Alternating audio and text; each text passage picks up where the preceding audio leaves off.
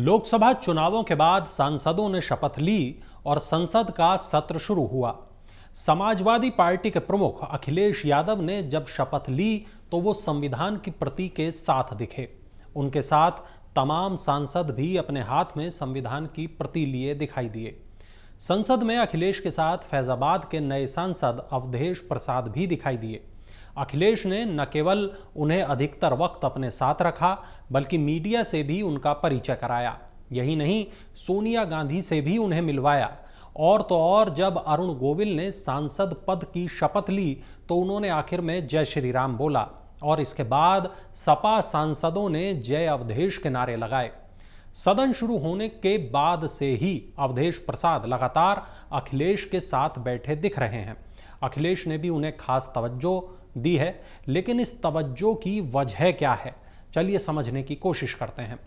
अवधेश प्रसाद ने फैजाबाद संसदीय सीट से बीजेपी उम्मीदवार लल्लू सिंह को हराया है।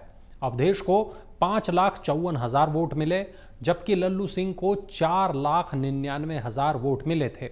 अवधेश प्रसाद पहले कभी इतने चर्चित नहीं रहे, लेकिन फैजाबाद सीट को जीतने के बाद अखिलेश अगर उन्हें आगे कर रहे हैं, अपने साथ बैठा रहे हैं, मीडिया से मिलवा रहे हैं, तो इसकी खास वजह भी है।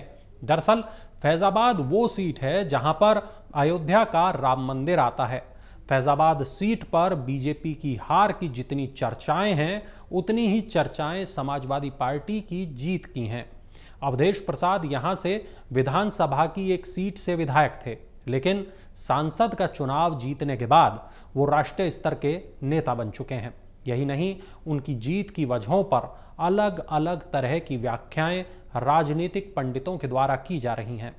माना जा रहा है कि अखिलेश यादव ने अपनी सोशल इंजीनियरिंग के तहत दलितों को विशेष तरजीह देने की रणनीति अपनाई है और यही वजह है कि अवधेश प्रसाद को विपक्ष के लिए निर्धारित अगली पंक्ति में स्थान देने का फैसला किया है। इसी पंक्ति में सोमवार को राहुल गांधी भी बैठे थे। सपा अध्यक्ष और कन्नौज से सांसद अखिलेश यादव ने लोकसभा परिसर में कांग्रेस नेता सोनिया गांधी से भी उन्हें मिलवाया। इस पर सोनिया ने भी अवधेश प्रसाद को बधाई दी। संसद में अवधेश को सपा कितनी तवज्जो दे रही है, इसका एक सीन उस वक्त दिखा जब शपथ के लिए अरुण गोविल पहुंचे। उन्होंने अपनी शपथ के आखिर में जय श्री राम का उद्घोष किया। इसके बाद सत्ता पक्ष के कुछ सदस्यों ने भी जय श्री राम का नारा लगाया, लेकिन इसके तुरंत बाद सपा की ओर से जय अवधेश के नारे लगने लगे।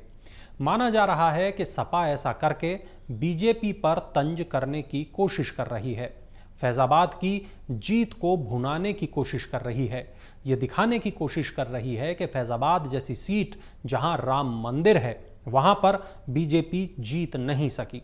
बावजूद इसके कि राम मंदिर का मुद्दा बीजेपी के लिए बेहद खास रहा है।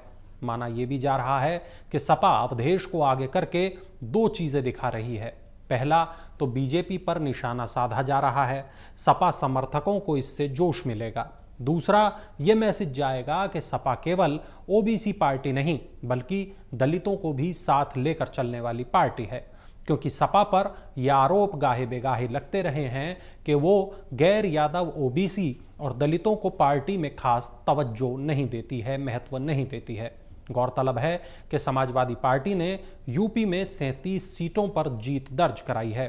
कांग्रेस के साथ सपा का गठबंधन यूपी में खासा सफल रहा और कांग्रेस ने भी 6 सीटों पर जीत हासिल की। 2019 के चुनावों में कांग्रेस को 1 और सपा को 5 सीटों पर जीत हासिल हुई थी। अगर आप ये वीडियो YouTube पर देख रहे हैं तो हमारे चैनल को सब्सक्राइब करें और बेल आइकन को दबाना ना भूलें। अगर आप Facebook पर ये वीडियो देख रहे हैं तो हमारे पेज को लाइक करें।